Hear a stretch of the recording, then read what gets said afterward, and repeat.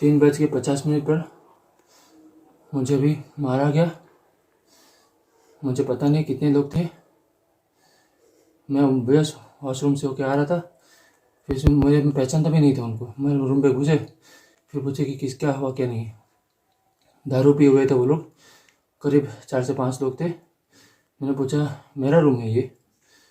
तो वो लोग बताए कि हम लोग का पहला रूम था। तो मैंने बोला कि हाँ, अभी आप लोग कहाँ रहते हो? मैंने बहुत आराम से बात की आप लोग कहाँ रहते हो?